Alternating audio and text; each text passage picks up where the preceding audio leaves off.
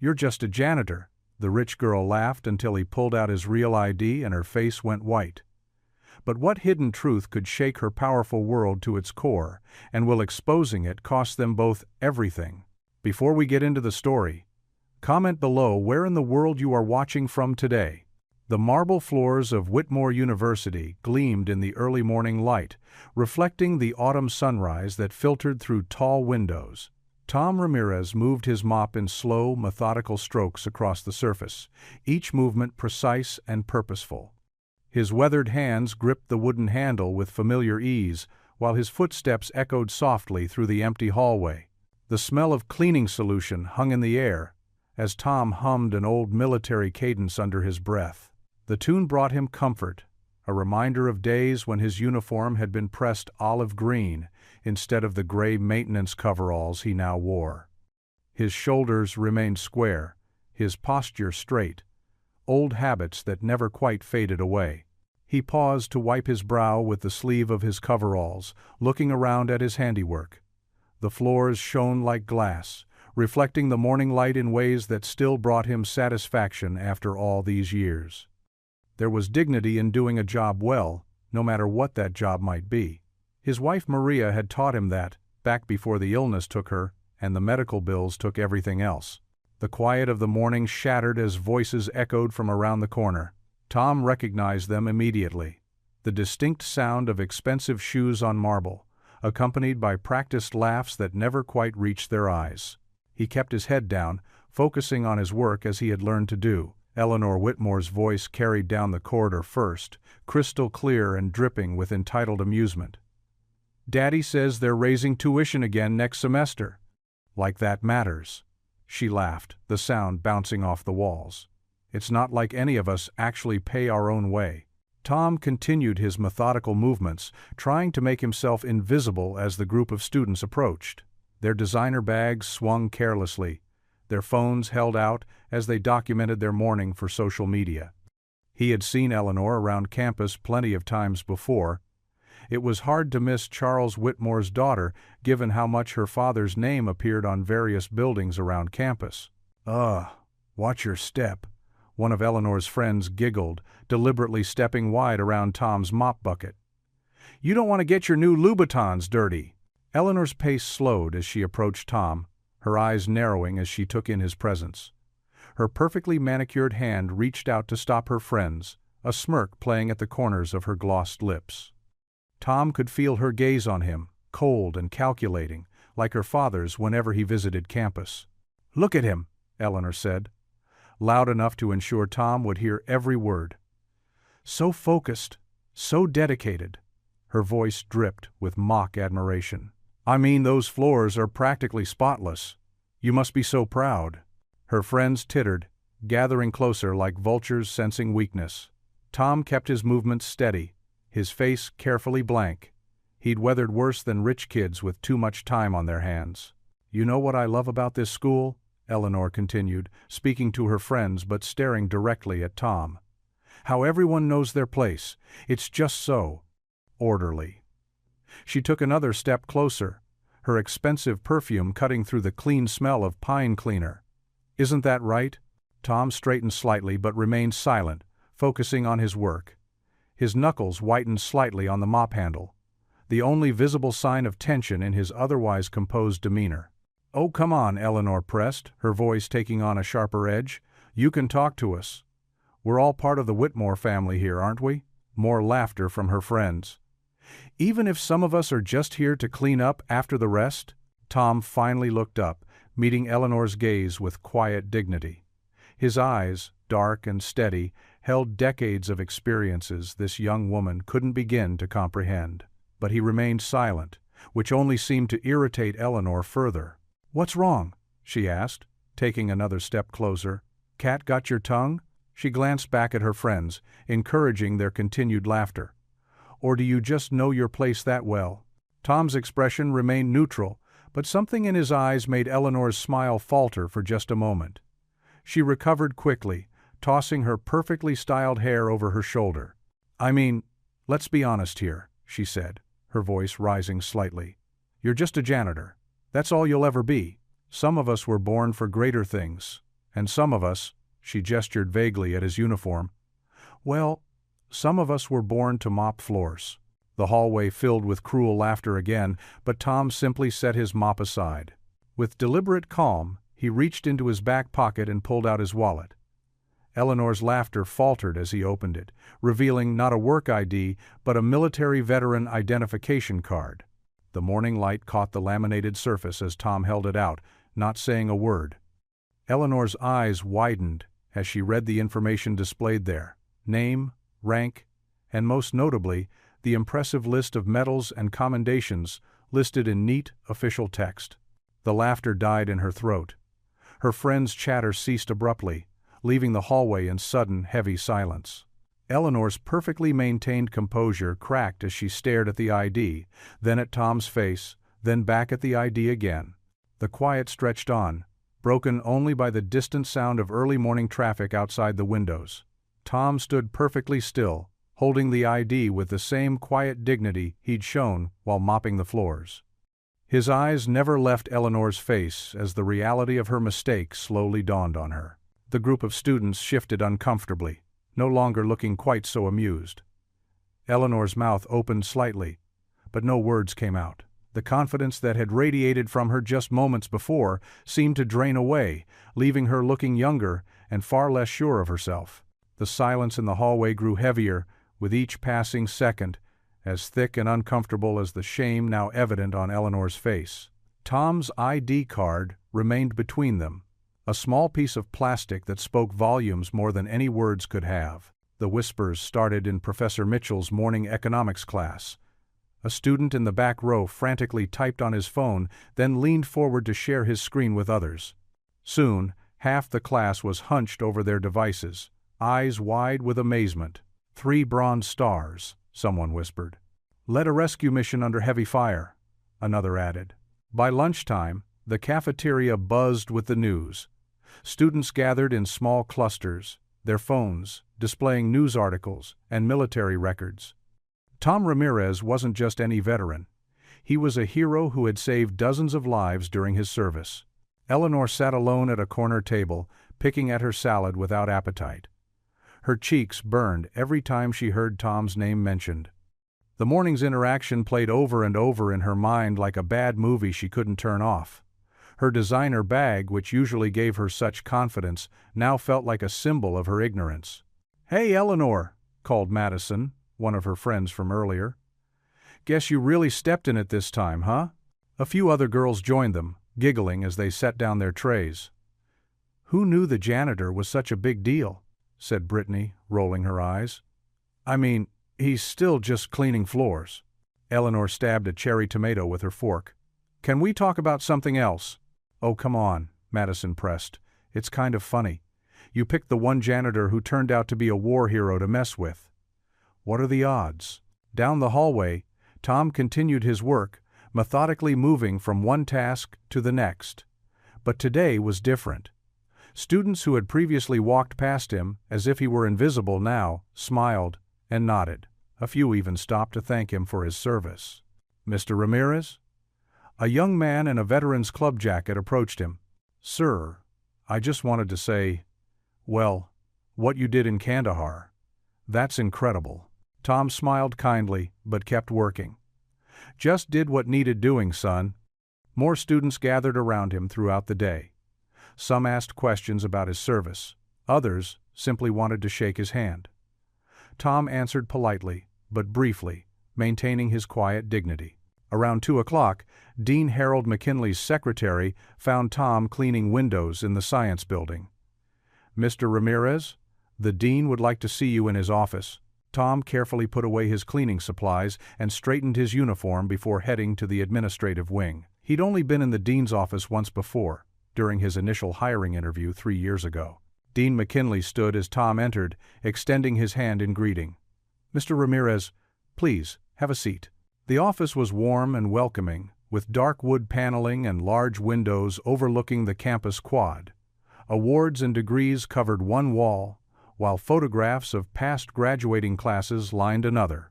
"I've been hearing quite a bit about you today," the dean said, settling back into his chair. His kind eyes crinkled at the corners as he smiled. "Though I must admit, I'm somewhat embarrassed I didn't know about your service record before." "No reason you should have, sir," Tom replied. "I'm here to work, not talk about the past." Dean McKinley nodded thoughtfully. "Admirable attitude. But you know, this university has a proud tradition of honoring service members. We're having our annual Founders' Day ceremony next week. I'd like to recognize you properly, if you're willing." Tom shifted in his chair, uncomfortable with the attention. "That's very kind, sir, but—" "Please," the dean interrupted gently. "Let us do this. You've worked here for 3 years, keeping our campus beautiful, asking for nothing. Now we have a chance to show our appreciation, both for your current service to the university and your past service to our country." A warm feeling spread through Tom's chest, something he hadn't felt in a long time. It was more than pride. It was the feeling of being truly seen. He thought of his late wife Maria, how proud she'd always been of his service, how she'd display his medals in their home even when they could barely afford furniture. "Well," Tom said finally, a small smile tugging at his lips, "I suppose if you think it's appropriate—" "Excellent!" the dean beamed, reaching for his phone. "I'll have my secretary work out the details. Nothing too elaborate, just a simple recognition during the ceremony. Would you be comfortable saying a few words?" Tom nodded, his smile growing wider.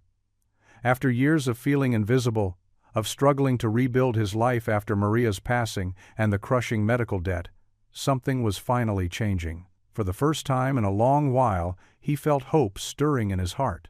"Yes, sir," he said. "I think I could manage that." The setting sun cast long shadows through the university's arched windows, painting the marble floors in streaks of amber and gold. Eleanor Whitmore lingered by her locker, watching as other students filed out for the day. Her designer bag felt heavy on her shoulder, weighed down not by books, but by the guilt that had been growing since morning. She spotted Tom at the far end of the hall, methodically working his way through his evening routine. His movements were precise and purposeful as he guided the floor polisher in neat, overlapping paths. The steady hum of the machine echoed through the nearly empty corridor. Eleanor's heart pounded as she took a deep breath and smoothed her silk blouse. All day she'd rehearsed what to say, but now the carefully prepared words felt hollow. She waited until Tom switched off the machine to approach him. "Mr. Ramirez?" Her voice came out smaller than she intended. Tom looked up, his expression neutral but guarded. He stood straight, his dignity evident in his bearing despite the worn uniform he wore. Up close, Eleanor noticed things she'd overlooked before. The neat precision of his close-cropped gray hair, the quiet strength in his weathered hands, the way he met her gaze directly without aggression or subservience. "Miss Whitmore." His voice was steady, neither warm nor cold. Eleanor's cheeks flushed hot. She shifted her weight from one expensive shoe to the other, suddenly very aware of every privilege she wore. I wanted to apologize for this morning." The words tumbled out awkwardly. "If I'd known who you really were, who I really was." Tom's question was gentle but pointed. "Yes, I mean," Eleanor gestured vaguely, "a veteran, a hero. All those medals and—" "Miss Whitmore," Tom interrupted softly, "does that change who I am now?" Eleanor blinked, caught off guard. "Well, no, but—" "I'm still the same man who polishes these floors every night," Tom continued. His tone remained measured, but there was an unmistakable firmness beneath it. "The same man you felt comfortable mocking this morning." Eleanor winced. "That's not what I—" "Respect shouldn't depend on who someone used to be." Tom's words were quiet but clear, carrying the weight of hard-earned wisdom. The silence that followed felt heavy. Eleanor stood there, her prepared apology crumbling to dust in her mouth. She realized with growing discomfort that she wasn't really sorry for being cruel. She was just sorry for being wrong about who she'd been cruel to. Tom's gaze held no anger, which somehow made it worse. Instead, there was something like disappointment mixed with understanding, as if he'd seen this reaction many times before. He waited patiently, giving her time to truly hear his words. Eleanor felt something shift inside her, a crack in the foundation of certainty she'd built her world upon. The marble floors beneath her feet which she'd walked across countless times without a thought, suddenly seemed different. How many nights had Tom spent making them shine while she slept in her luxury apartment? How many times had she passed him without even a glance? She started again, but no more words came. Tom nodded slightly, acknowledging her attempt, but not absolving her. He turned back to his floor polisher, his movements still carrying that same quiet dignity. The soft whir of the machine starting up again filled the awkward silence. Eleanor took a step back, then another. Her designer heels clicked against the freshly polished floor as she turned and walked away. Each step felt heavier than the last, her father's voice echoing in her head about maintaining social boundaries, about the natural order of things. But for the first time, those familiar justifications rang hollow. She pushed open the heavy oak doors and stepped out into the evening air. The sky had deepened to purple, and the first stars were appearing overhead. Eleanor stopped at the top of the stone steps, her apology still bitter on her tongue. She realized that nothing had been fixed. If anything, she felt worse than before. Behind her, through the glass doors, she could still hear the steady hum of Tom's floor polisher. The sound followed her down the steps, a reminder that her words, however well-intended, had missed their mark entirely. Her cheeks burned with shame as she understood that she had tried to apologize not for her actions, but for her mistake in judging his status. The sting of her morning cruelty remained, sharper now for having failed to make it right. As she walked toward her parked BMW, Eleanor felt smaller than she ever had in her life, diminished not by Tom's rebuke, but by the quiet dignity with which he delivered it. The clicking of her heels against the pavement gradually faded into the gathering dusk, leaving only the distant sound of a floor polisher and the weight of an unresolved conscience. The Whitmore mansion loomed against the darkening sky, its Georgian columns and perfectly manicured lawns a testament to old money and even older influence. Inside the formal dining room, crystal chandeliers cast a warm glow over the mahogany table where Eleanor sat across from her father, Charles Whitmore. The butler served their first course with practiced precision: butternut squash soup in delicate china bowls. Eleanor stirred hers absently, her appetite gone. The silverware clinked against fine china, the sound sharp in the tense silence. "How was your day, Eleanor?" Charles asked, his voice carrying that familiar note of expectation. He wore his usual crisp charcoal suit, even at dinner, as if life itself were a business meeting. Eleanor's spoon trembled slightly. "It was interesting, Father." "Oh?" Charles raised an eyebrow, taking a careful sip of wine. "Do tell." "Well," Eleanor started, her voice small, "there was an incident this morning, with the janitor." Charles's hand stilled, his soup spoon hovering mid-air. "What kind of incident?" I may have said something unkind to him." Eleanor's cheeks flushed with shame. "But then we found out he's actually a decorated veteran. He showed us his military ID." The spoon clattered against the bowl as Charles set it down hard. "A janitor? Showing off military credentials to students?" His voice turned sharp as steel. "Attempting to rise above his station?" "No, Father, it wasn't like that," Eleanor protested. "I was the one who— And now the whole university knows about this?" Charles's face darkened. "About how my daughter was put in her place by the help?" Eleanor shrunk in her chair. "People are just talking about his service record. He saved lives in combat." "Lives?" Charles barked out a harsh laugh. "And now he's cleaning toilets?" Clearly, his heroism didn't translate to success in the real world. He dabbed his mouth with his napkin, his movements precise and controlled despite his growing anger. "This is exactly the sort of rabble, rousing that undermines the natural order of things." "But Father, no." Charles's fist came down on the table, making the crystal water glasses jump. "This man is obviously trying to capitalize on your moment of weakness, to elevate himself. Using his veteran status for sympathy? Pathetic."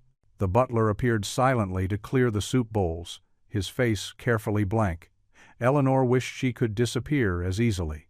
"I've worked too hard," Charles continued, his voice dropping to a dangerous whisper. "Invested too much in this university to have some floor-waxing hero disrupt the proper social hierarchy."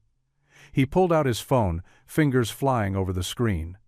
"I think it's time for a chat with Dean Morrison about appropriate staff conduct." "You can't fire him just for being a veteran." Eleanor's voice cracked. Charles looked up, his eyes cold. "I'm not firing anyone.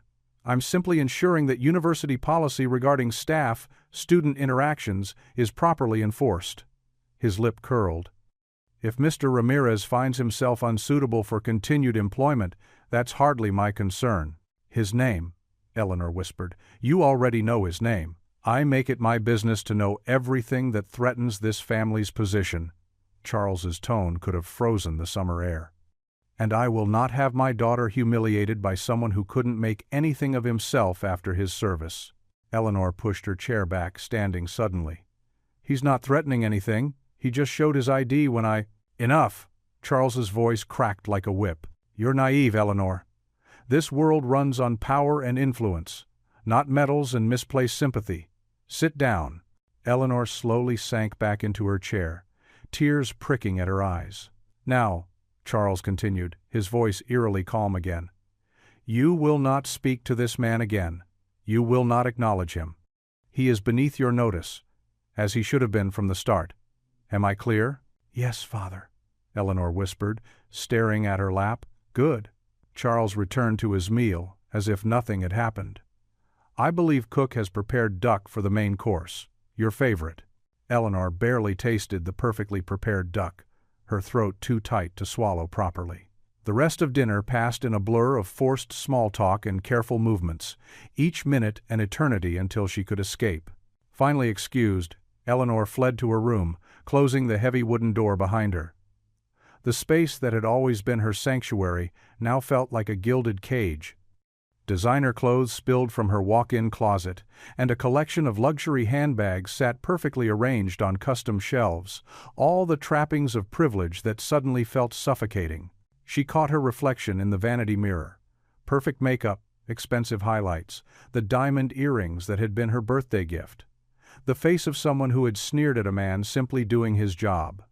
A man who, unlike her, had actually earned respect through his actions rather than his father's bank account. The tears came then, hot and fast. Eleanor sank onto her king-sized bed, burying her face in a silk pillow to muffle her sobs.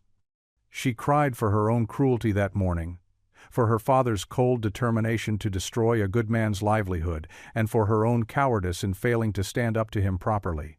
The worst part was knowing that even as she cried, her father was probably already making calls, pulling strings, using the weight of the Whitmore name to crush someone who had dared to make his daughter look foolish. And she, raised in this world of power and privilege, had no idea how to stop it. Through her tears, Eleanor could hear her father's voice drifting up from his study below, the measured tones that meant he was in full business mode. She pressed the pillow tighter against her ears, but couldn't block out the knowledge of what those calls would mean for Tom Ramirez. The sky outside her window had grown fully dark, the manicured grounds of the estate lit by carefully placed landscape lighting. Everything in its proper place, controlled and contained, just as her father liked it, just as he expected his daughter to be. Eleanor curled into herself, her perfectly coordinated outfit wrinkling, her carefully applied makeup streaking with tears.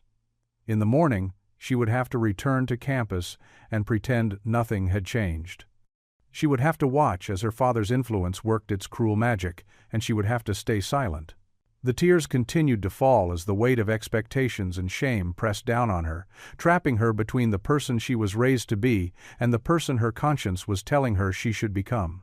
The autumn morning brought a crisp breeze across Whitmore University's sprawling campus. Tom arrived early as always, his worn work boots clicking softly against the freshly polished floors he'd finished the night before. His navy blue uniform, pressed and clean despite its age, stood out against the marble walls. Today felt different. As students began trickling into the halls, they didn't pass by with their usual indifference. A young man in a Letterman jacket nodded. "Morning, sir." The respect in his voice made Tom blink in surprise. Near the science wing, Professor Martinez stopped him. "Mr. Ramirez, I heard about your service." She extended her hand. "Thank you. My brother was in the army, too." Tom shook it, his weathered hands gentle. "Just doing my job, ma'am." More greetings followed. A group of freshman girls smiled and waved. The basketball coach patted his shoulder. Even the cafeteria lady, Mrs. Chen, pressed a steaming cup of coffee into his hands. "On the house today," she insisted, her kind eyes crinkling. Between tasks, Tom found a folded note tucked into his pocket. The handwriting was neat, probably from one of the English department students. "Thank you for your service, and for keeping our halls spotless. Heroes come in many forms." The simple words made his throat tight. He remembered Maria, his late wife, and how she'd always said dignity would shine through eventually. "Just keep doing what's right," she'd tell him. "People will see." Around noon, Tom took his lunch break outside. The October sun felt warm on his face as he sat beneath an old oak tree, its leaves turning golden. Students lounged on the grass nearby, their textbooks spread out like colorful islands. A few gave friendly waves. He unwrapped his simple sandwich, turkey and cheese, the same lunch he'd packed for years. But today it tasted better somehow. The coffee Mrs. Chen had given him was still warm in its paper cup. For the first time since Maria's passing and the crushing medical bills that followed, Tom felt truly seen. Not as just another invisible worker keeping the prestigious halls clean, but as a person with a story with worth. A young veteran studying on the GI Bill stopped by, drawn by Tom's military ID clip visible on his uniform. They talked about service, about readjusting to civilian life. The student confessed his struggles with college, and Tom shared some quiet wisdom about persistence and patience. "Sometimes the hardest battles are the ones we fight after coming home," Tom said softly. The student nodded, understanding in his eyes. The afternoon continued with small gestures of kindness. The librarian asked for his help reaching a high shelf, then kept him talking about books for 10 minutes. The drama teacher thanked him by name for always keeping the auditorium immaculate. Even some of Eleanor's usual crowd seemed different. They walked past without their typical snickers and whispers. One girl even apologized for accidentally dropping her coffee cup, helping Tom clean it up instead of just walking away. As Tom worked through his afternoon tasks, his movements were lighter. The mop strokes across the gymnasium floor felt less heavy. The endless fingerprints on glass doors bothered him less. Every thank you and smile reminded him that he mattered. He thought about his evening plans, the community center where he volunteered, helping struggling students with their college applications. Maybe now they'd believe him more when he told them every honest job held dignity. The afternoon sun slanted through the high windows, creating patterns on his freshly mopped floors. Tom allowed himself a small smile, remembering Maria's favorite saying, "God sees everything we do, every floor we polish, every kind word we speak." Then he saw the courier walking purposefully down the hall, manila envelope in hand. "Mr. Thomas Ramirez?" The young man consulted his clipboard. "Yes, that's me." Tom wiped his hands on his uniform pants before accepting the envelope. Official letterhead gleamed at the top of the page as he unfolded it. His eyes scanned the cold, formal language.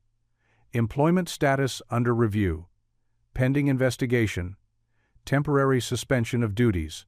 The paper trembled in his hands. All the warmth of the day seemed to drain away, leaving only the chill of uncertainty. His fingers, strong enough to scrub countless floors and brave enough to serve his country, shook as they held the letter that threatened to take away his livelihood. The HR office felt small and stuffy, despite its large window overlooking the university's courtyard. Tom sat straight-backed in an uncomfortable chair across from Mrs. Peterson, the head of human resources. Her perfectly manicured fingers tapped nervously on his personnel file. "Mr. Ramirez," she began, not quite meeting his eyes, "I want you to know that your service record is exemplary. Both your military career and your work here have been nothing short of outstanding." Tom's weathered hands rested quietly in his lap. He'd heard enough "but" statements in his life to know one was coming. "However, Mrs.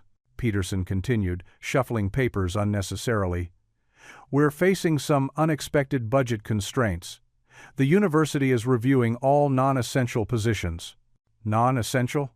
Tom's voice remained steady, though his chest tightened. "The buildings need maintenance, Mrs. Peterson. The floors need cleaning. The students need—" Of course, she interrupted, her discomfort visible in the way she adjusted her glasses. "We're looking at possibly outsourcing some services to cut costs. Nothing is decided yet, but I wanted to give you advance notice." Tom had served long enough to recognize when someone was following orders they didn't agree with.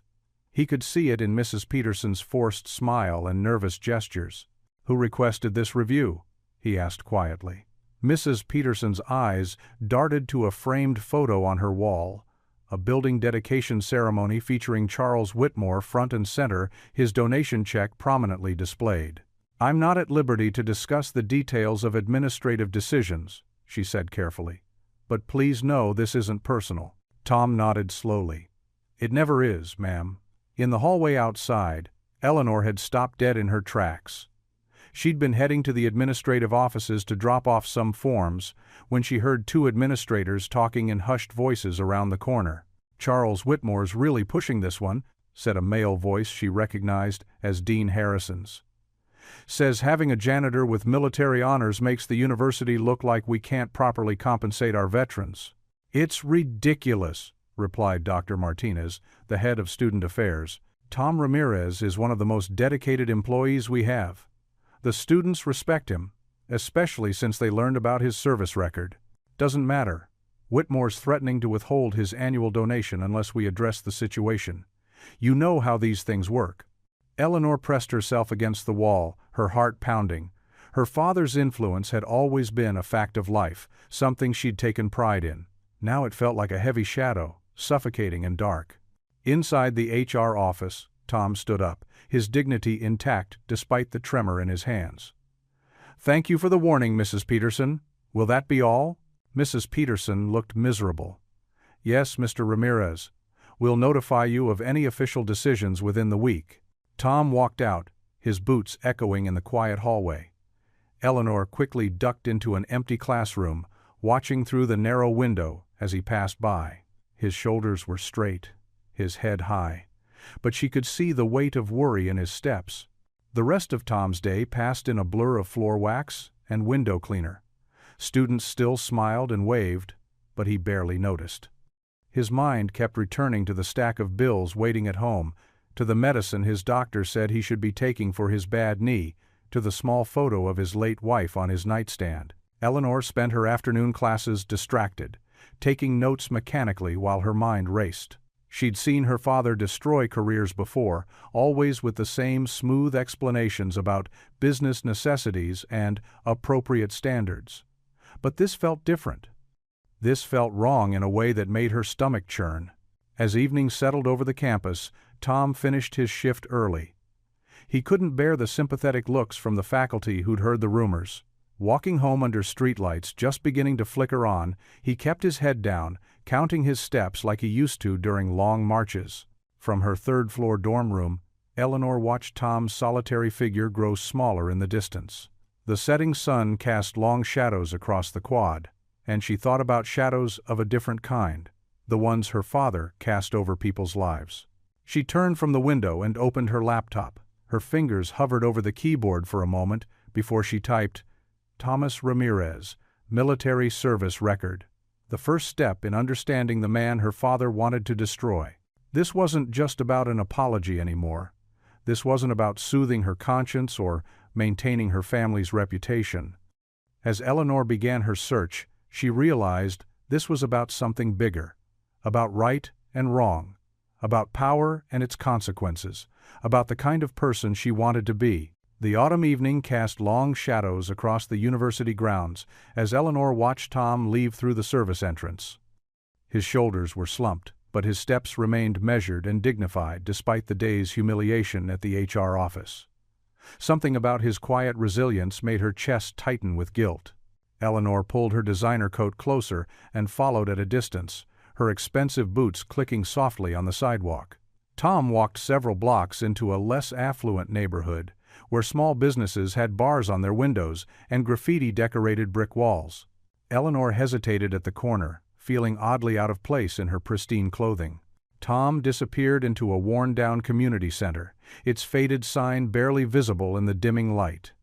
Through grimy windows, warm yellow light spilled onto the cracked sidewalk.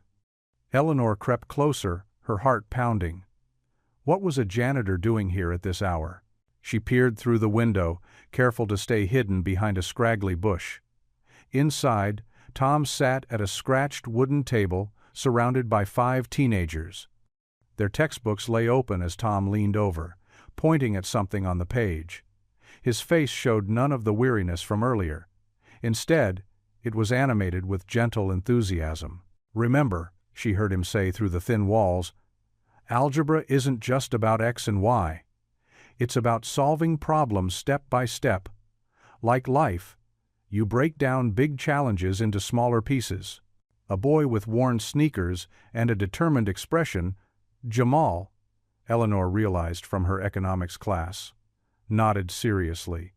"But Mr. R, sometimes the problems are too big, like when my mom lost her job last month."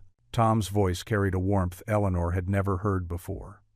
"That's when you lean on your community, Jamal.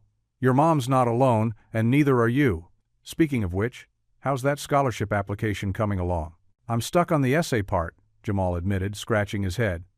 "They want us to write about overcoming obstacles, but I don't want them feeling sorry for me."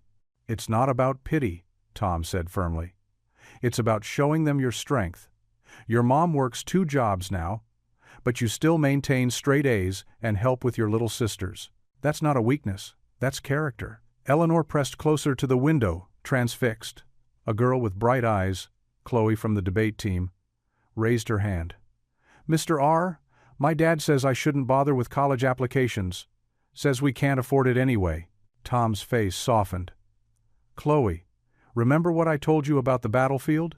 Sometimes the biggest enemy is the voice in your head saying you can't do something. Your grades are excellent, and there are scholarships out there.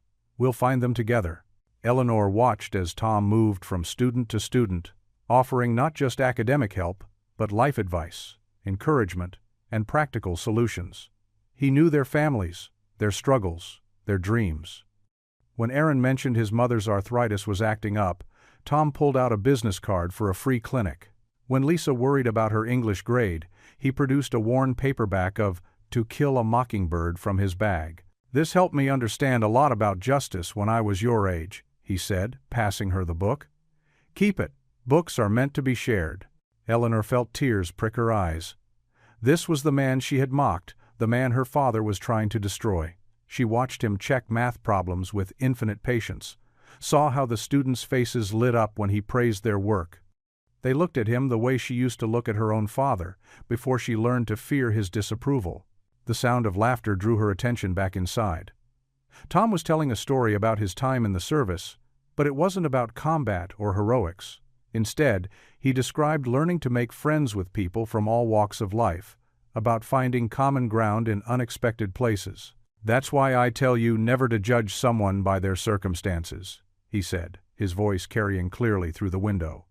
"Every person has a story worth hearing, worth respecting." Eleanor's cheeks burned with shame, remembering her own cruel words. She stood up slowly, brushing dirt from her expensive coat. Before she could stop herself, she walked to the door and pushed it open. The room fell silent. 5 teenage faces turned to stare at her with varying degrees of suspicion and surprise. Tom's expression remained neutral, but his eyes held a questioning look. Eleanor's voice faltered. She cleared her throat and tried again. "I was wondering if you could use another tutor. I'm pretty good at English and history." The students exchanged glances. Jamal's face hardened slightly. He'd been in the hallway during her confrontation with Tom. Chloe tilted her head, studying Eleanor with cautious curiosity. "That depends," Tom said quietly. "Why are you here, Miss Whitmore?" Eleanor felt the weight of their stares. Her usual confidence crumbled under the genuine question in Tom's eyes. For once in her life, her social status and family name meant nothing. Here, in this humble room, with its flickering fluorescent lights and scarred furniture, she would be judged solely by her actions. "I want to help," she said softly. "If you'll let me." Tom regarded her for a long moment, his expression unreadable. The silence stretched until Aaron, the youngest of the group, spoke up. "I'm having trouble with my history essay about the civil rights movement," he said cautiously. "Maybe you could look at it?" Eleanor's heart leaped. She took a tentative step forward, clutching her designer purse like a shield.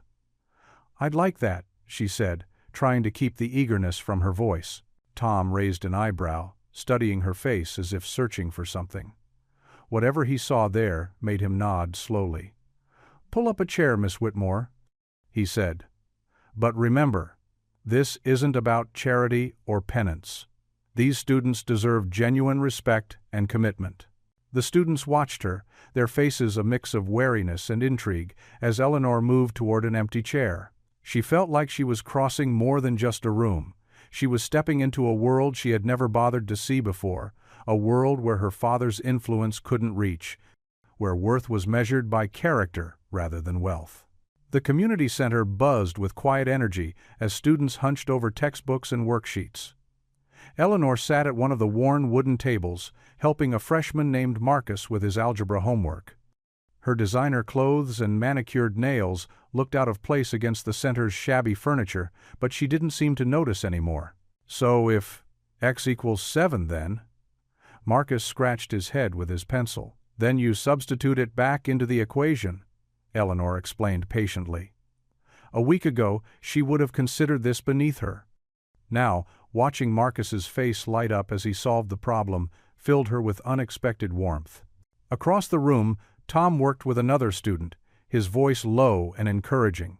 Eleanor found herself watching him more and more, trying to reconcile the quiet janitor with the decorated veteran she now knew him to be.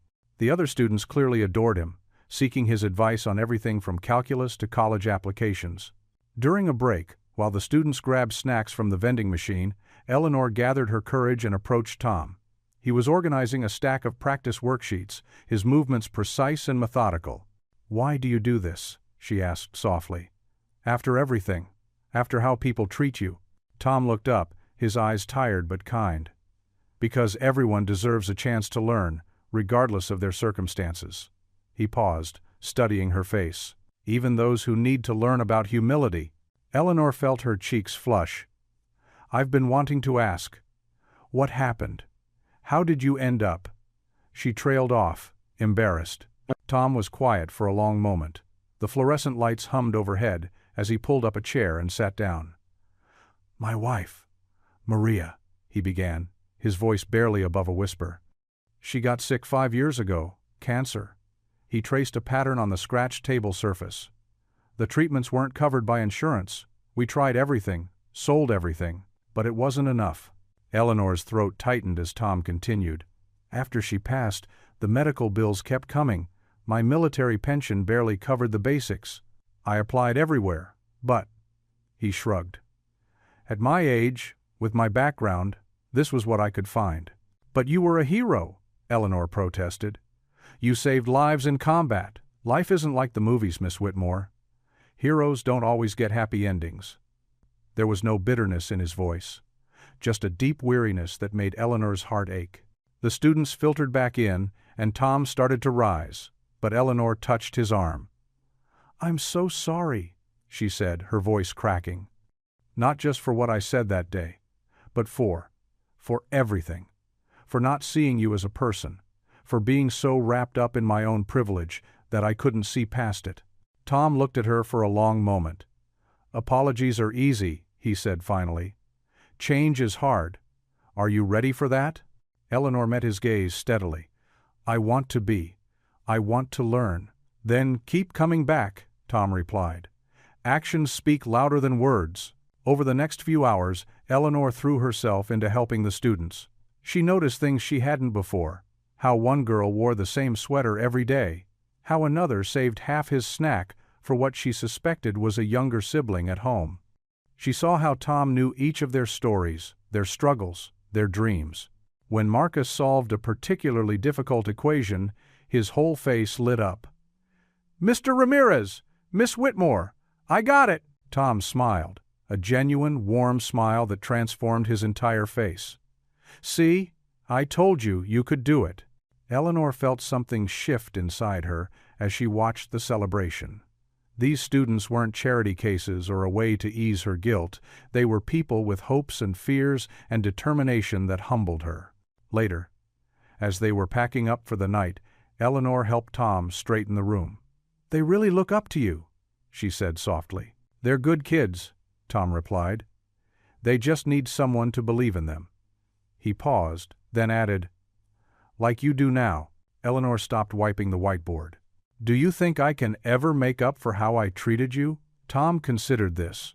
"Forgiveness isn't something you earn like points in a game, Miss Whitmore. It's a process. Right now, you're showing up, doing the work. That matters more than any apology." Eleanor nodded, understanding the weight of his words. She gathered her designer bag, now scuffed from being dropped on the community center floor all week. The night air was crisp as she stepped outside, stars barely visible through the city lights. For the first time since the incident in the hallway, she felt a genuine smile spread across her face. "Maybe I can change," she whispered to herself, the words carrying both hope and determination into the quiet night. The smile lingered as she walked to her car, no longer seeing the peeling paint of the community center or the cracked sidewalk, but rather the possibilities that lay ahead. Possibilities for growth, for redemption, for becoming someone different than who she'd been raised to be. Dean Harold McKinley's office gleamed in the late afternoon Sunday. His desk calendar showed November 5th, with Veterans Day planning written in neat blue ink. He adjusted his wire-rimmed glasses and smiled at Eleanor Whitmore, who sat across from him, hands clasped tightly in her lap. "You want to nominate the janitor for our Community Service Award?" The dean's voice held no judgment, just curiosity. Eleanor straightened her shoulders. "Yes, sir, Tom Ramirez, and he's more than just a janitor." "I'm well aware of Mr. Ramirez's service record," Dean McKinley said softly. "But the committee usually selects more prominent members of the community." "That's exactly why he deserves it," Eleanor insisted. Her voice trembled slightly, but her chin remained high. "He spends every evening at the community center, helping students who can't afford tutoring. He teaches them math, sure, but also about dignity and perseverance." The dean leaned back in his chair, studying her. "Your father sits on that committee, Eleanor. He won't be pleased." Eleanor's fingers twisted in her lap. "I know, but I've seen Tom work with these kids. He stays late, never asks for recognition. Sometimes he even buys them dinner when they're hungry." She took a deep breath. "I used to think status was everything. Tom showed me I was wrong." Dean McKinley nodded slowly.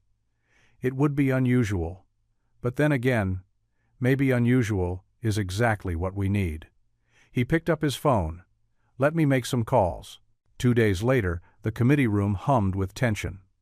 Eleanor stood before the group of wealthy donors and administrators, her prepared speech forgotten as she spoke from her heart. "Tom Ramirez waxes our floors at night, so we can walk proud during the day. He fought for our country, lost everything caring for his dying wife, and still finds the strength to help others." Her voice grew stronger. "While we sit in comfortable offices, he's in that community center, showing kids from tough neighborhoods that they matter." Charles Whitmore's face darkened from his seat at the head of the table. "Eleanor, that's enough." "No, Father, it's not." Eleanor's hands shook, but her voice remained steady. "We talk about community service, but Tom lives it. Every single day." The committee members shifted uncomfortably, exchanging glances. Dean McKinley cleared his throat. "I move we put Mr. Ramirez's nomination to a vote." Later that evening, Eleanor found Tom cleaning the library. He looked up as she approached, his mop pausing mid-stroke. "Mr. Ramirez?" She smiled nervously. "The Veterans Day ceremony is next week. You're receiving the Community Service Award." Tom's weathered face registered surprise, then concern. "Miss Whitmore, I appreciate the thought, but I don't need recognition." "It's not about need," Eleanor interrupted gently. "It's about inspiring others." She gestured to the window, where the community center's lights glowed in the distance. "Think about Jamal, Chloe, and Aaron. Think about what it would mean to them seeing you up there." Tom leaned against his mop, his expression thoughtful. "They have enough obstacles without adding false hope." "False hope?" Eleanor stepped closer. You're living proof that dignity doesn't come from status or money. Those kids need to see that." Her voice softened. "I needed to see that." Tom studied her face, seeing not the entitled girl who had mocked him weeks ago, but someone different, someone growing. "The ceremony's pretty fancy," he said finally. "Not sure my uniform would fit in." Eleanor's face lit up. "Actually, the committee provides a new suit for the recipient. It's tradition." She pulled out an envelope. "Everything's arranged at Morton's Menswear downtown." Tom took the envelope slowly, his calloused fingers careful with the crisp paper. "You really believe this matters, don't you?" "I do." Eleanor's eyes were earnest. "Please say yes. Not for me, not even for yourself, for them." Tom was quiet for a long moment, looking at the envelope. Finally, he tucked it carefully into his pocket. "Guess I better learn to tie a proper tie," he said softly. Eleanor's smile was radiant. "I know someone who can help with that." "Miss Whitmore?" Tom called as she turned to leave. When she looked back, his eyes were kind. "Thank you. Not just for this, but for—" He gestured vaguely, encompassing the changes in her. Eleanor nodded, understanding what he couldn't quite say. As she walked away, her steps were light, buoyed by the knowledge that sometimes the greatest awards aren't the ones given, but the ones earned through change and growth. Tom watched her go, then returned to his mopping, humming softly. The envelope in his pocket felt like a promise, not just of recognition, but of possibility. Sometimes, he thought, dignity comes in unexpected packages, and hope arrives on unlikely feet. The library settled into its nighttime quiet, the only sound, the soft swish of Tom's mop against the floor and his gentle humming. Tomorrow would bring its own challenges, but for now, this moment of acceptance was enough. The university auditorium buzzed with anticipation. Sunlight streamed through tall windows, casting warm patterns across the polished wooden floors. Students, faculty, and community members filled the rows of seats, their conversations creating a gentle murmur throughout the space. Eleanor Whitmore sat perfectly straight in her front row seat, hands clasped tightly in her lap. Her usual designer outfit had been replaced by a simple dark blue dress. She kept glancing at the side entrance where Tom waited. Her heart pounded against her ribs, and she wiped her sweaty palms on her skirt for the 100th time. The dean approached the podium, tapping the microphone. "Good morning, everyone. Welcome to our annual Veterans Day ceremony." His voice echoed through the space as the crowd settled into silence. "Today, we have a special presentation. Thomas Ramirez, whom many of you know, will receive our Community Service Excellence Award." Tom emerged from the wings, walking slowly toward the podium. His janitor's uniform had been replaced by a pressed blue suit that seemed slightly too big for his frame. His military medals gleamed on his lapel. Though his steps were measured and dignified, Eleanor could see the slight tremor in his hands. The applause started slowly, then built into a wave. Several of Tom's evening students, the ones he tutored at the community center, whooped and cheered from their seats. Their enthusiasm sparked something in the crowd, and soon the entire auditorium was clapping with genuine warmth. Tom reached the podium, adjusting the microphone with careful movements. He cleared his throat, and Eleanor held her breath. "Thank you," he began, his voice quiet but clear. "I'm not much for speeches, never have been." A gentle chuckle rippled through the audience. "But there are some things that need saying." He paused, his eyes scanning the crowd. "Many of you know me as the guy who waxes these floors at night. Some of you recently learned about my military service. But neither of those things defines who I am." The audience grew still, hanging on his words. "In the Army, I learned that rank doesn't determine a person's worth. The private who carries his wounded buddy to safety is no less valuable than the general who plans the mission. When my wife got sick, and the medical bills took everything we had, I learned that a bank account doesn't measure a person's dignity." Eleanor felt tears prickling at the corners of her eyes. She saw several of Tom's students nodding, some wiping their own eyes.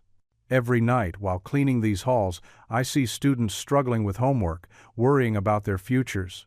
I see faculty staying late, trying to make a difference. I see maintenance staff keeping this place running smoothly.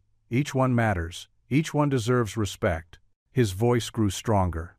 "We talk about service, like it's something special, something reserved for soldiers or heroes. But true service happens every day, in small ways. It's the professor who stays after class to help a struggling student. It's the cafeteria worker who learns everyone's names and brightens their mornings with a smile. It's the student who stands up against cruelty, even when it costs them something." At these words, Eleanor felt her chest tighten. She knew he was talking about her choice to defy her father's wishes. "Dignity isn't given to us by our job titles or our bank accounts," Tom continued. "It's something we're born with, something we need to recognize in each other, something we must protect for each other." The silence in the auditorium was absolute now. Even the usual shuffling and coughing had ceased. "This award," he gestured to the plaque on the podium, "doesn't belong to just me. It belongs to every person who's ever felt invisible but kept their head high. To every student working 2 jobs to stay in school. To every person who's ever been judged by their uniform instead of their character." Tom's voice cracked slightly. "And most of all, it belongs to the young people who come to the community center each night, determined to learn, to grow, to prove that circumstances don't define destiny." The audience erupted. People jumped to their feet, applause thundering through the space. Eleanor stood too, tears flowing freely down her cheeks now. She could see Tom's students in the middle section, some hugging each other, all cheering. Through her tears, Eleanor caught movement at the back of the auditorium. There, partially hidden in the shadows, stood her father. Charles Whitmore's face was tight with anger, his expensive suit seeming suddenly out of place in this moment of raw humanity. His cold glare cut through the celebration, but for once, Eleanor didn't shrink from it. On stage, Tom stood quietly, accepting the standing ovation with characteristic humility. His eyes met Eleanor's, and he gave her a small, grateful nod. She smiled back through her tears, clapping until her hands hurt. The applause continued, rolling through the auditorium in waves. People Eleanor had known her whole life, professors, administrators, fellow students, were openly crying, still standing, still clapping. This wasn't just approval.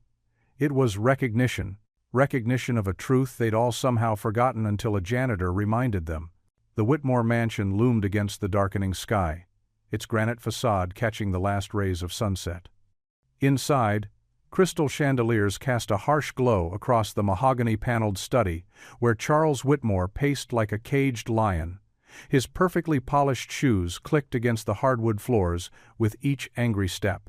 Eleanor stood near the doorway, her shoulders tense but her chin raised. She'd changed out of her simple blue dress from the ceremony, now wearing a cream sweater that suddenly felt too thin in the study's icy atmosphere. "Have you completely lost your mind?" Charles's voice cut through the air. He stopped pacing to face her, his features twisted with rage. "A janitor? You nominated a janitor for an award? He's not just a janitor, Father. He's a veteran who—" "Don't!" Charles slammed his hand on his desk. The sound echoed through the room, making Eleanor flinch. "Don't you dare try to justify this embarrassment. Do you have any idea what my colleagues are saying? What this does to our family's reputation?" Eleanor wrapped her arms around herself. "Maybe our reputation needs changing." Charles's laugh was cold and sharp. "Oh, she's developed principles now, has she?" He moved closer, towering over her. "Let me explain something to you, young lady. Everything you have, that designer wardrobe, your platinum credit cards, that luxury apartment near campus, it all comes from me, from this family's reputation. I know that, but clearly you don't." Charles walked to his desk and pulled out his checkbook. With deliberate slowness, he wrote something, tore out the check, and held it up. Eleanor's eyes widened as he ripped it in half. "As of this moment, your accounts are frozen. Your credit cards? Canceled. That apartment? You have until the end of the month to move out." Eleanor's breath caught in her throat. "You can't." "I can, and I will." Charles's voice dropped to a dangerous whisper. "You'll learn the value of obedience, Eleanor. The hard way, if necessary." Tears pricked at Eleanor's eyes, but she blinked them back. "This isn't right." "Right?" Charles scoffed. "Right is whatever I say it, Island. Now get out of my sight." Across town, In a modest apartment complex, Tom Ramirez sat at his small kitchen table. The overhead light flickered occasionally, casting uncertain shadows across the official-looking envelope before him. His weathered hands, which had polished countless floors and saved countless lives in combat, trembled slightly as he read the letter again. The university's letterhead stood stark against the white paper, but it was the signature at the bottom that drew his eye: Charles Whitmore, Board of Trustees. The words blurred together, but certain phrases stood out with cruel clarity. Termination of employment, effective immediately.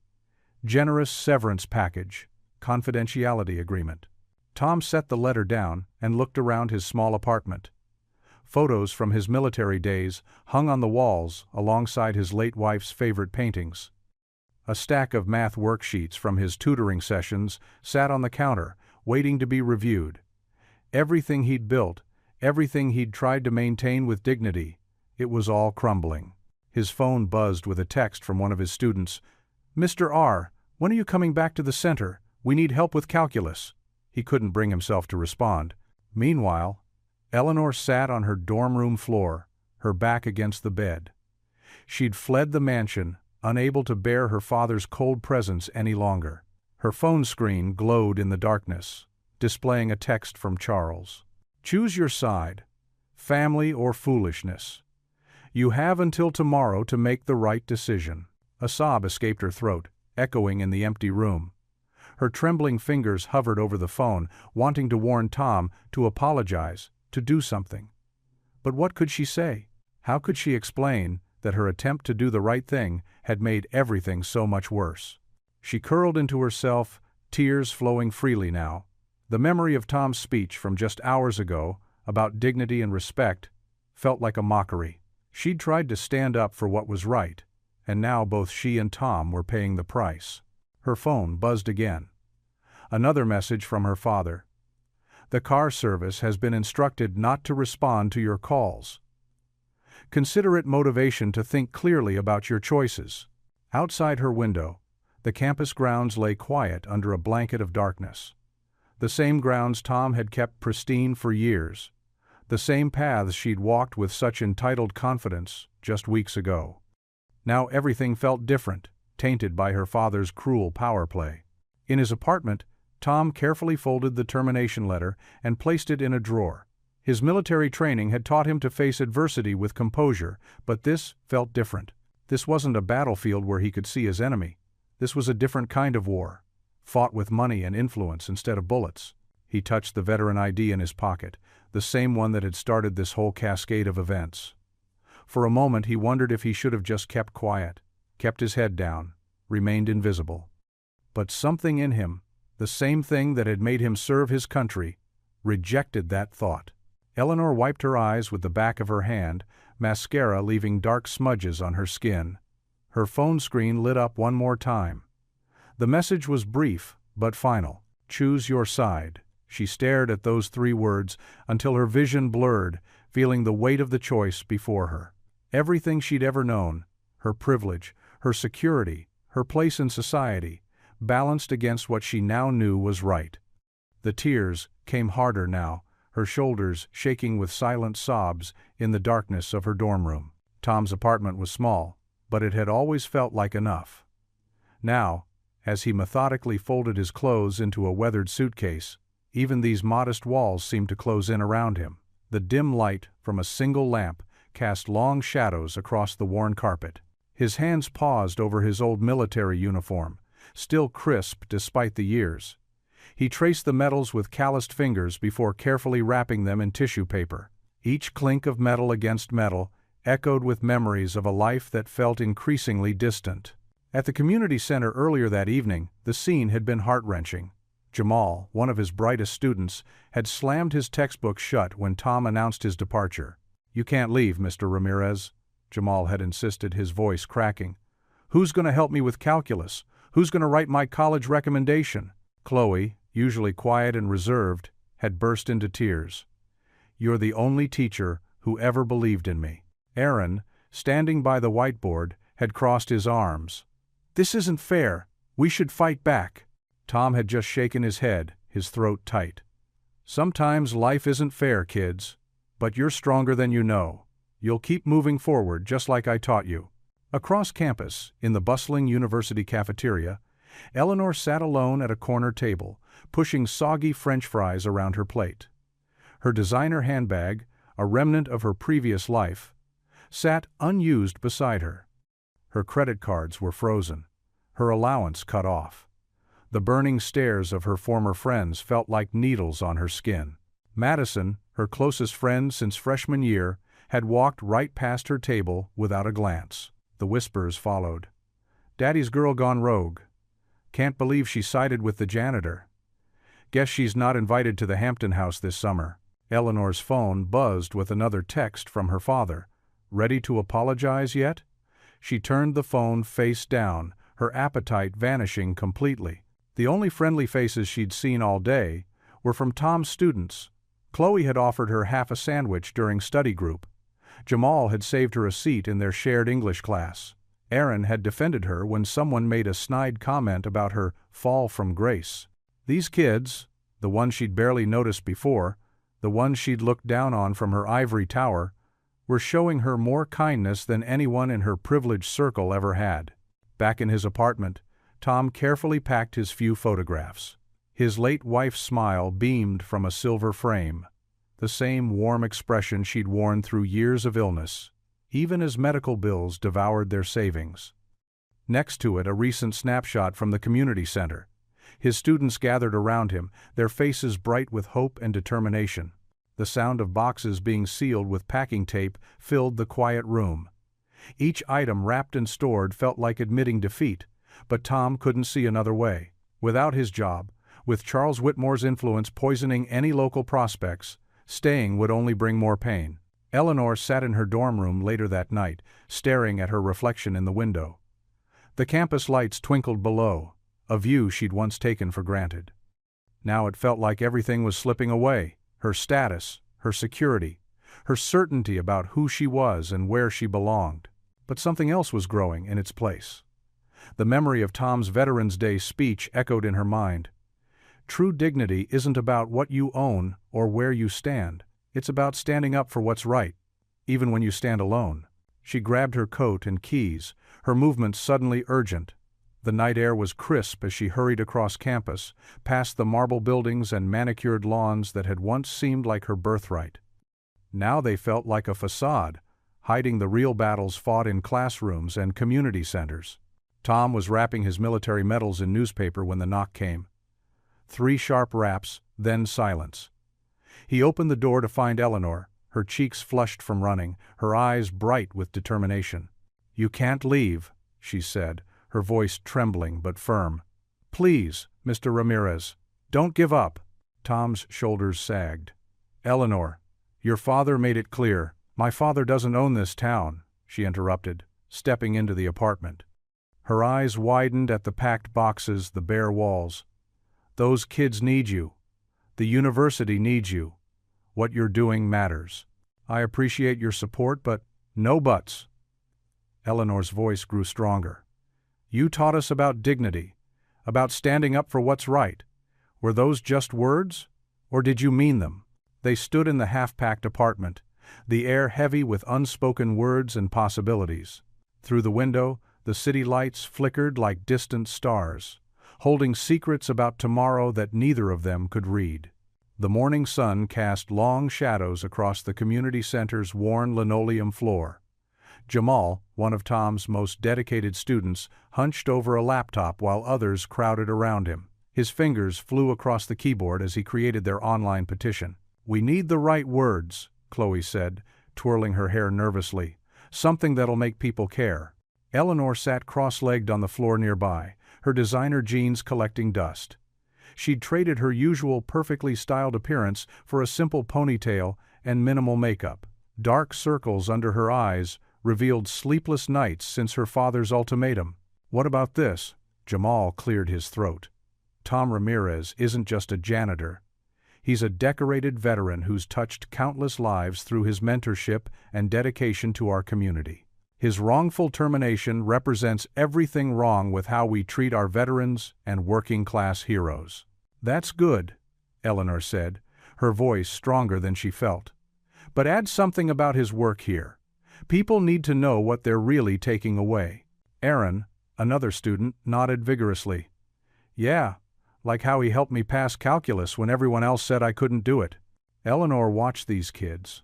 No, these young adults, whom she would have ignored just weeks ago.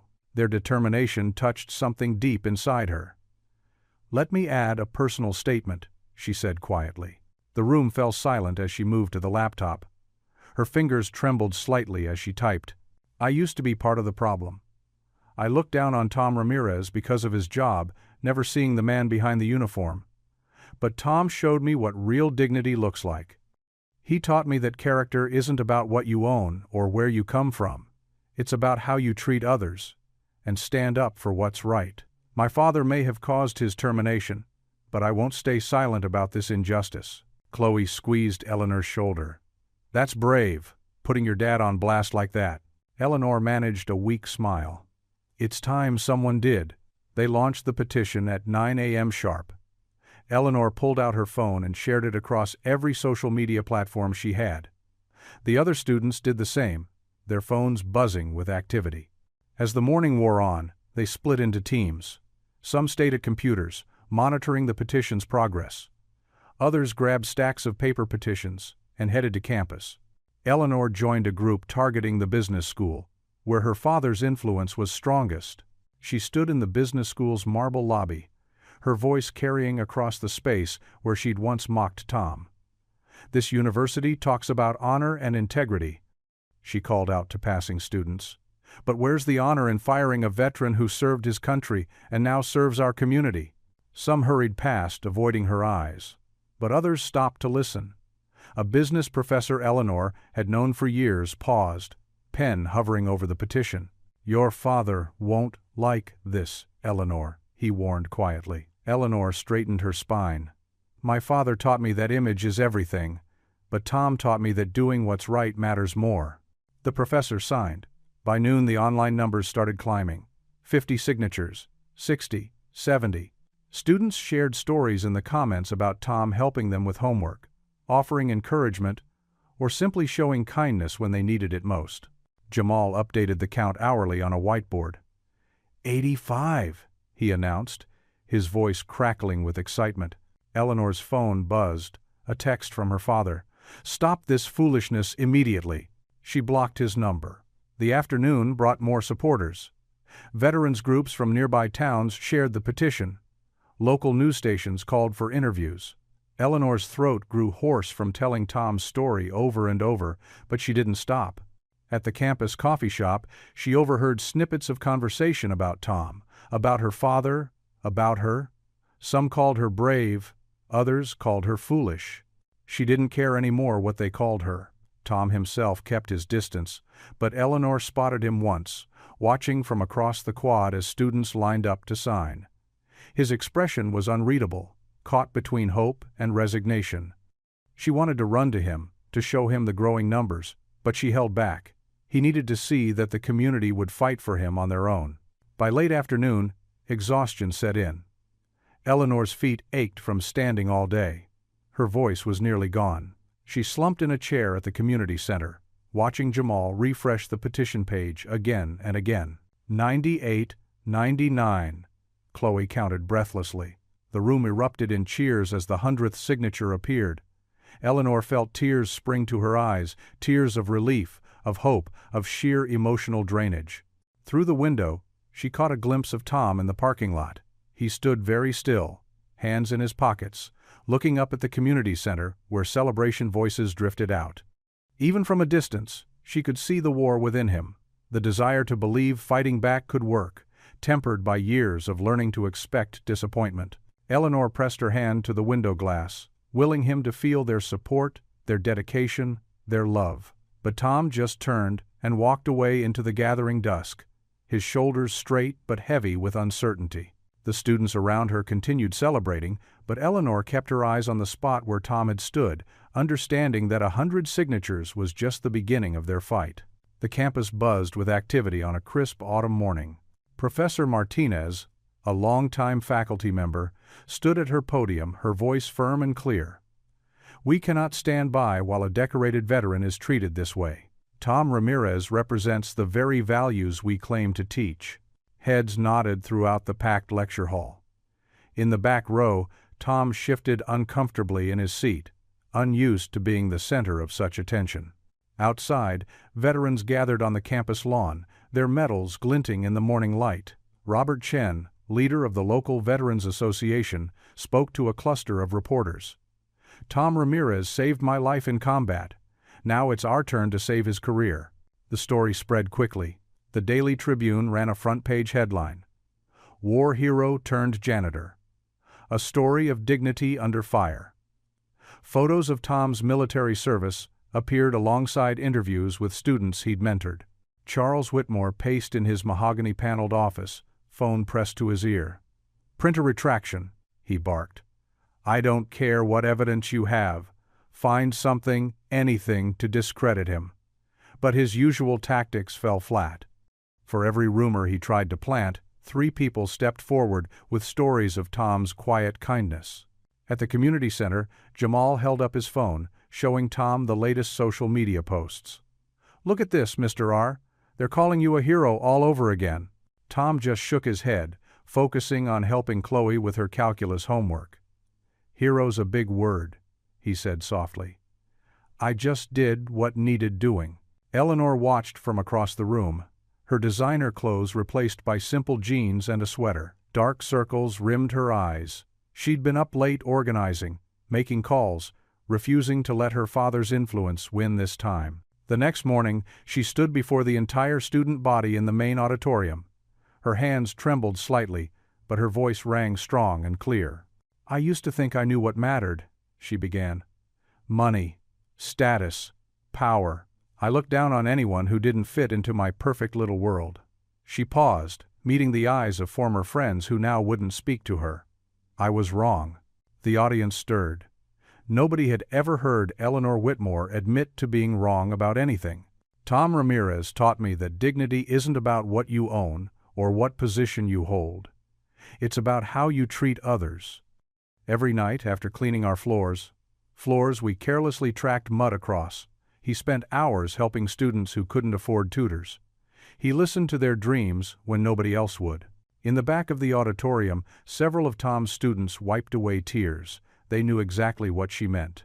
"My father," Eleanor's voice caught slightly, "believes respect must be bought. He thinks everything has a price." She straightened her shoulders. "But Tom showed me that true respect is earned through kindness, through service, through lifting others up when the world pushes them down." The silence in the auditorium was absolute. Even the usual whispers and shuffling had ceased. "I'm not proud of who I was," Eleanor continued.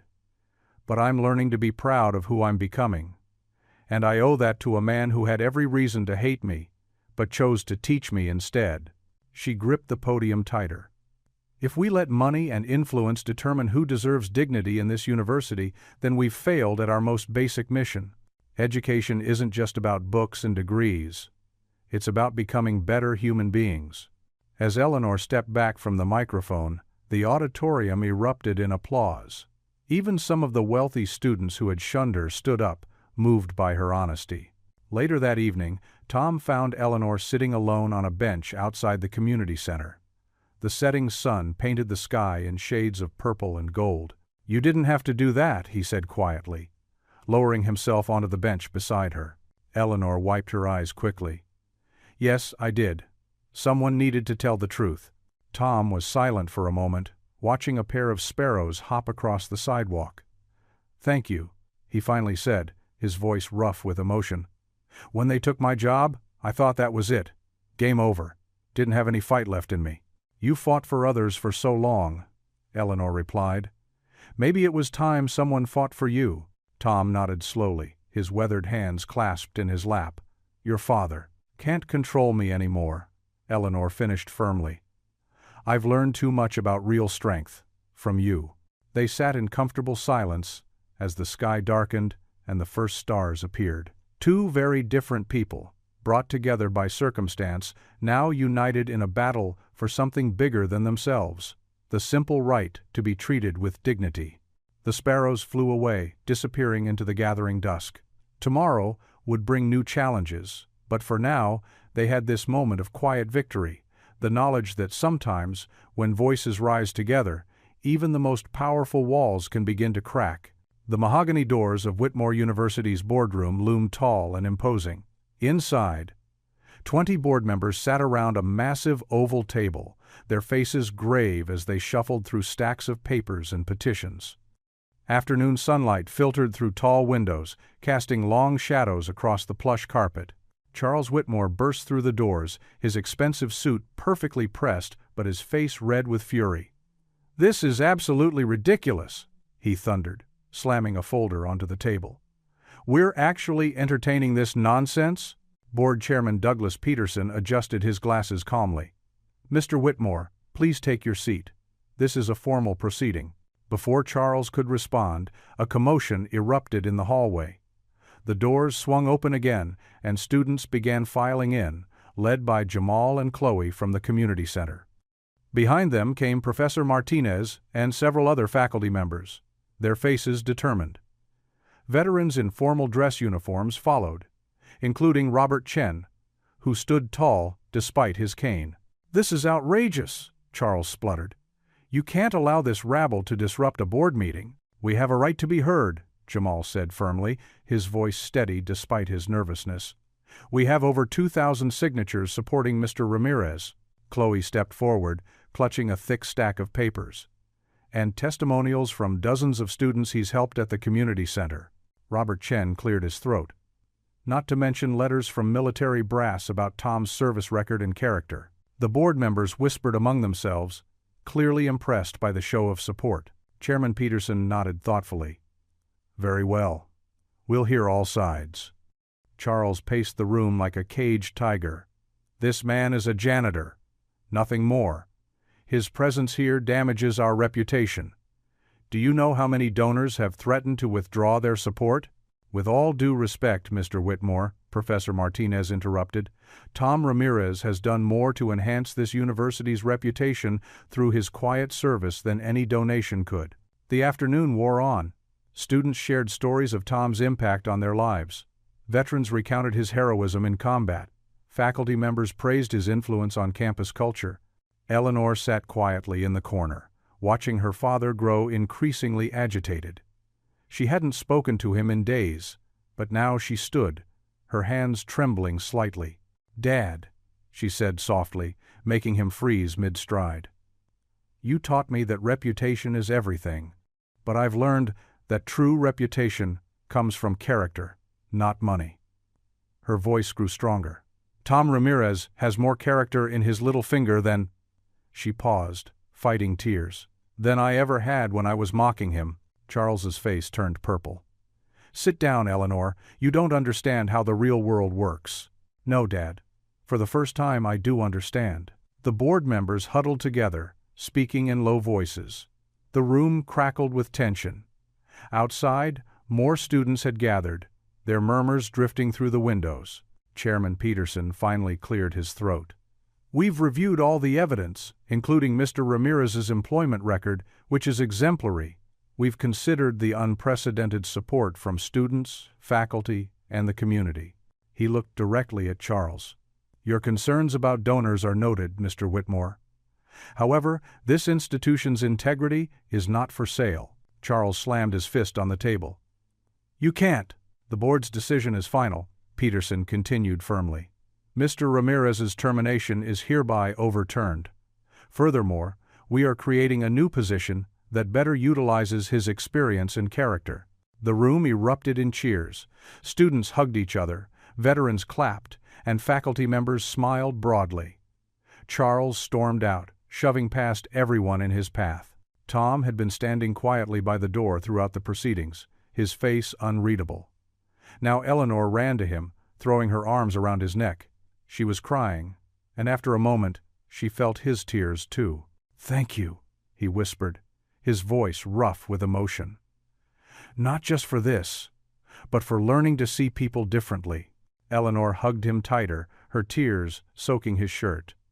Around them, the celebration continued, a symphony of joy and vindication echoing through the hallowed halls of Whitmore University. Outside the boardroom, the gathered crowd heard the news and burst into thunderous applause. The autumn sun was setting, painting the sky in brilliant oranges and pinks, as if nature itself was celebrating this victory for dignity and justice. Dean Harold McKinley stood at the podium in the university's main conference room, his silver hair catching the morning light streaming through the tall windows. A crowd of students, faculty, and staff packed the space, creating a buzz of anticipation. At the center of the room, Tom Ramirez sat quietly, his weathered hands folded in his lap. After careful consideration, Dean McKinley announced, his voice carrying across the hushed room, "Whitmore University is proud to offer Mr. Thomas Ramirez the position of Dean of Veteran Affairs and Community Outreach." The room erupted in cheers. Jamal, one of Tom's students from the community center, leaped to his feet, starting a standing ovation that rippled through the crowd. Chloe and Aaron, two other regulars from his tutoring sessions, hugged each other, tears streaming down their faces. Tom stood slowly, his eyes glistening. He smoothed his simple blue shirt, the same one he'd worn countless times while polishing floors, and walked to the podium. The applause continued, growing louder with each step he took. "Thank you," he said simply, his voice thick with emotion. "This isn't just a victory for me. It's for every person who's ever felt invisible, for every veteran trying to find their place, for every student who needs someone to believe in them." In the back of the room, Eleanor Whitmore watched, dabbing at her eyes with a tissue. She wore a simple sweater and jeans now, a far cry from her designer clothes of just weeks ago. Her father's financial cutoff had forced her to move out of her luxury dorm and into a small apartment near campus, but the smile on her face showed no regret. After the ceremony, Tom's students surrounded him, their excitement bubbling over. Jamal grabbed Tom's hand, shaking it vigorously. "You did it, Mr. R. From janitor to dean. That's what I call a comeback." "We never doubted you," Chloe added, her braids bouncing as she nodded emphatically. "Not for 1 second." Aaron, usually quiet, spoke up. "You showed us that it doesn't matter where you start. It's where you end up that counts." Tom embraced each of them, his usual reserve melting away in the warmth of their celebration. "You all helped make this happen," he said. "Your faith in me, it meant everything." Later that afternoon, Eleanor sat cross-legged on the floor of her new apartment, surrounded by moving boxes. The space was tiny compared to her old room, just a studio with a kitchenette and a window overlooking a busy street. But somehow it felt more like home than the mansion ever had. She unpacked a box labeled "Kitchen" when a knock at the door startled her. Opening it, she found Tom standing there, holding a covered casserole dish. "May I come in?" he asked softly. Eleanor stepped back, suddenly aware of the apartment's emptiness. "It's not much," she said, gesturing to the sparse furnishings. "Just a second-hand couch and a small table with 2 chairs." "It's perfect," Tom replied, setting the dish on the counter. "I brought dinner. My wife's old recipe for chicken enchiladas. She always said good food makes any place feel like home." Eleanor's eyes welled up at the gesture. She watched as Tom uncovered the dish, the aroma of spices filling the small space. "You didn't have to do this," she whispered. "You stood up to your father," Tom said, turning to face her. "You risked everything to do what was right. That kind of courage deserves more than just enchiladas. But it's a start." Eleanor grabbed plates from a box, her hands shaking slightly. "I lost my trust fund, my car, my credit cards," she said, then laughed suddenly. "And I've never felt more free." Tom helped her set the table, moving with the same careful precision he once used to polish floors. "Freedom comes in many forms," he said. "Sometimes it's in letting go of who we thought we had to be." They sat down to eat, steam rising from their plates. Eleanor took a bite and closed her eyes, savoring the flavors.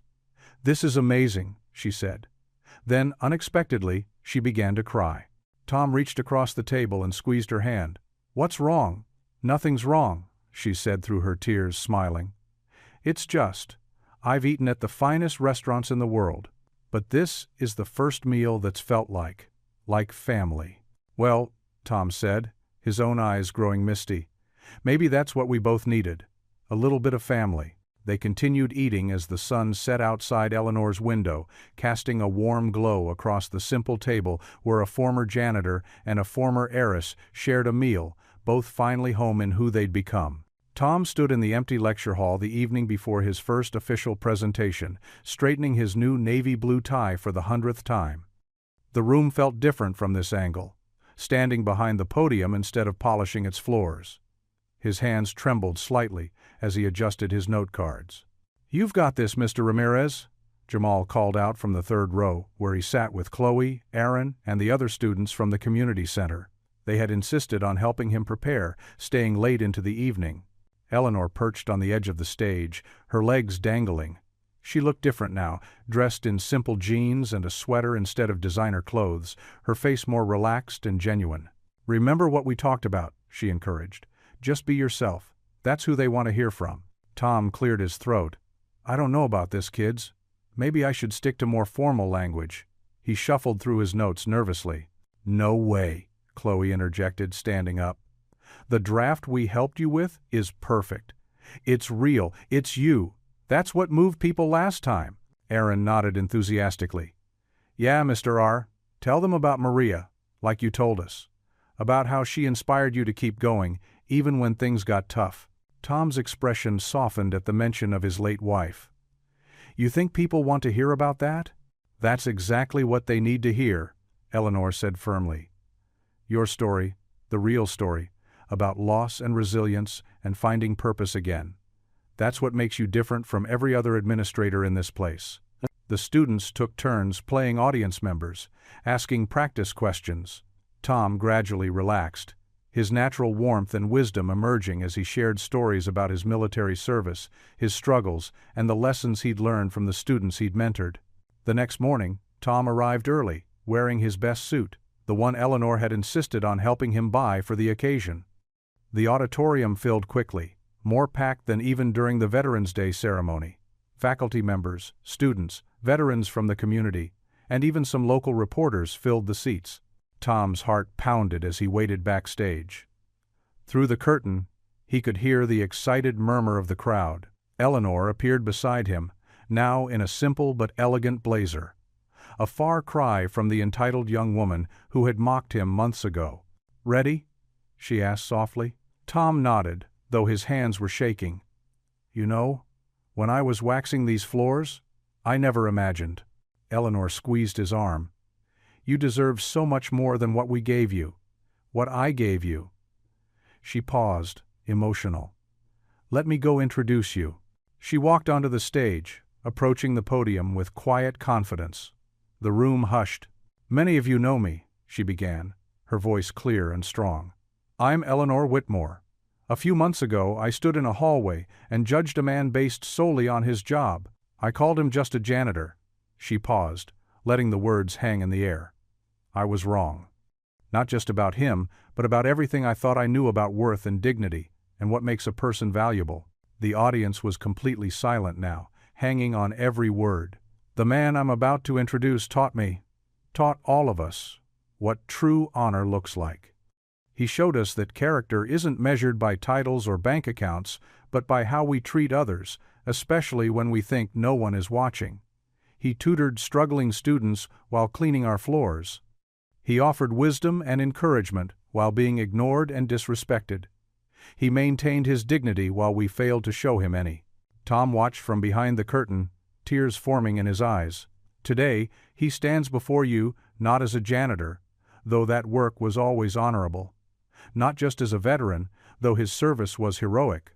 He stands before you as a man who changed lives, including mine, through his quiet strength, his unwavering compassion, and his belief that every person deserves respect."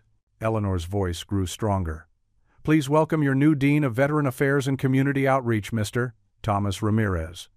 A man who taught us all what it means to rise above circumstances with grace, and how to offer others the second chances we all sometimes need." The audience erupted in applause as Tom walked onto the stage. He hugged Eleanor briefly before taking his place at the podium. Looking out at the sea of faces, he felt a calm settle over him. These were just people. People like the students he'd mentored. People looking for hope and guidance. "Thank you," he began simply. "You know, I've spent a lot of time in this room, usually with a floor buffer." Gentle laughter rippled through the crowd. "But whether you're polishing marble or standing behind this podium, the view is the same, a place where people come to learn, to grow, to become better versions of themselves."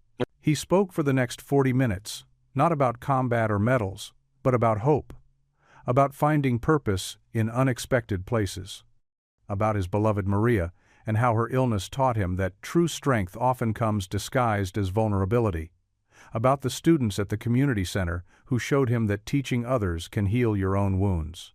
"We talk a lot about second chances," he said, nearing the end of his speech. "But sometimes what we really need is a second way of seeing ourselves, of seeing others, of seeing what's possible when we look past surfaces to the dignity that lives in every human heart."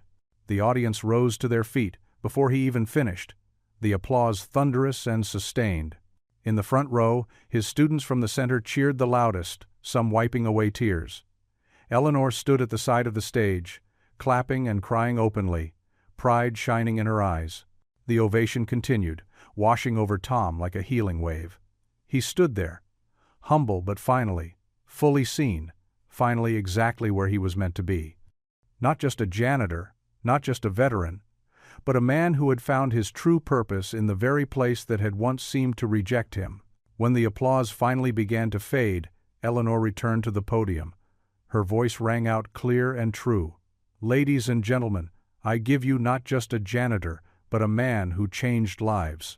The crowd rose again, applauding even longer than before, as Tom stood there, finally at peace, finally home.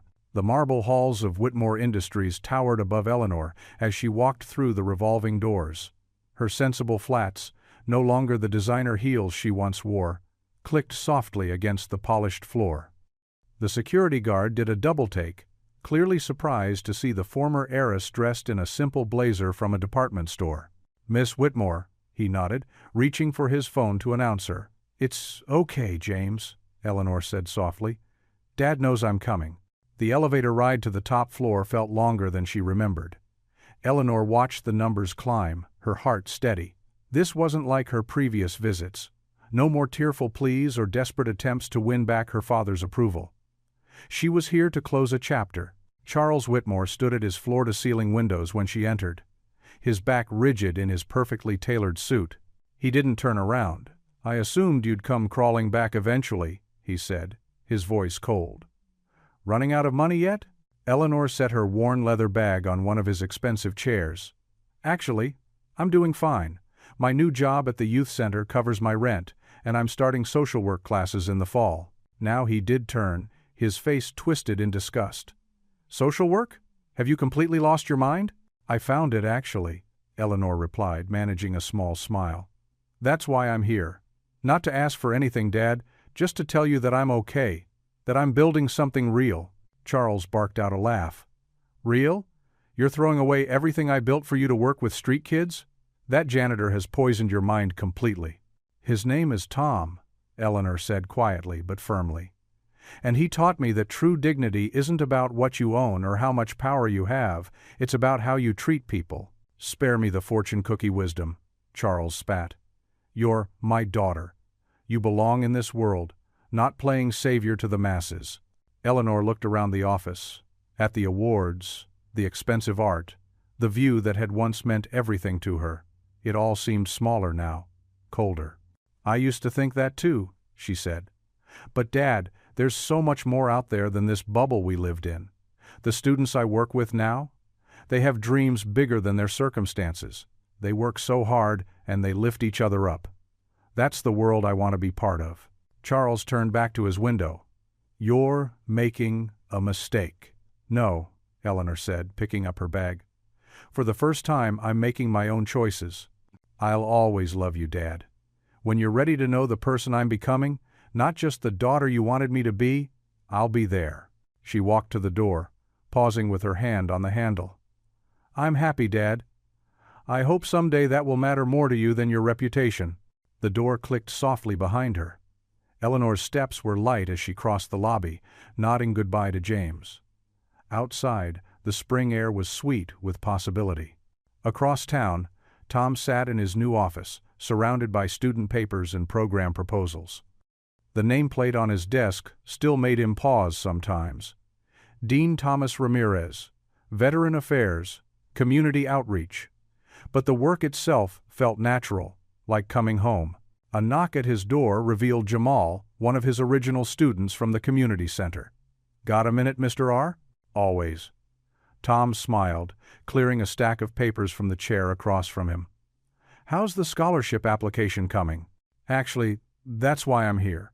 Jamal pulled out an envelope, his hands shaking slightly. Would you open it with me?" Tom's heart warmed. These were the moments that made everything worthwhile. "Of course." Together, they read the acceptance letter. Jamal's full scholarship to the engineering program brought tears to both their eyes. "You did this," Tom said firmly when Jamal tried to thank him. "You put in the work. You never gave up." "Yeah, but you showed us it was possible," Jamal replied. "You and Eleanor both. When everything went down with her dad and stuff, seeing you both stand up for what's right, that meant something, Mr. R." Later that evening, Tom found Eleanor sitting on the university's front steps, watching the sunset paint the sky in brilliant oranges and pinks. She looked different from the entitled young woman who had once mocked him, softer, stronger, more real. "How'd it go with your father?" he asked, lowering himself to sit beside her. Eleanor sighed. "About how I expected. He thinks I'm throwing my life away. But you know what? For the first time, his disappointment didn't break me." Tom nodded, understanding in his eyes. "Because you know who you are now." "Yeah," Eleanor smiled, watching a group of students cross the lawn, laughing together. "I used to think dignity was about having power over others. Now I know it's about standing up for what's right, even when it's hard." They sat in comfortable silence as the sky deepened to purple. The air was warm with spring's promise, carrying the scent of blooming flowers from the campus gardens. "You know what I've learned?" Tom said finally, his voice gentle. "Dignity isn't given, it's lived." Eleanor nodded, real peace in her smile. The last rays of sunlight caught the tears in her eyes, making them shine like hope itself.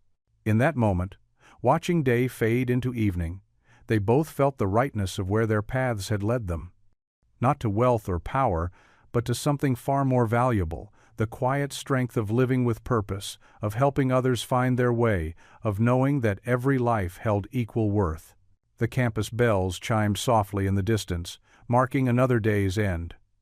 But for Tom and Eleanor, sitting on those steps, it felt more like a beginning. What would you do if you were in their place? Comment your answer below, and let's see how you'd rewrite the ending.